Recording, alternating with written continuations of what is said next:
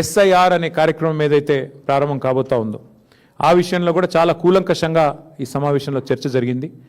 Special intensive revision పేరిట మరి west బెంగాల్లో దాదాపు 95 లక్షల ఓట్లు తొలగించడం జరిగింది, బీహార్లో 65 లక్షల ఓట్లు తొలగించడం జరిగింది. అట్లాగే రేపు తెలంగాణలో కూడా మే నెలలో ఈ ఎస్ఐఆర్ అనే కార్యక్రమం ప్రారంభమవుతా ఉంది.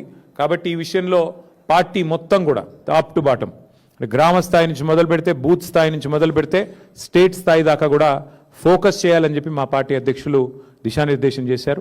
ఈ విషయంలో ఎందుకంటే ఓట్ల తొలగింపు ప్రక్రియ పేరిట జరిగిన నాటకం, దొంగ ఓట్ల చేర్పుల వల్ల జూబ్లీహిల్స్ ఎన్నికల్లో జరిగిన నష్టం దాదాపు 15,000 దొంగ ఓట్లు జూబ్లీహిల్స్ ఎన్నికల్లో మా ఓటమికి కూడా కారణమయ్యా అనే ఒక అభిప్రాయం కూడా సమావేశంలో వ్యక్తం కావడం జరిగింది.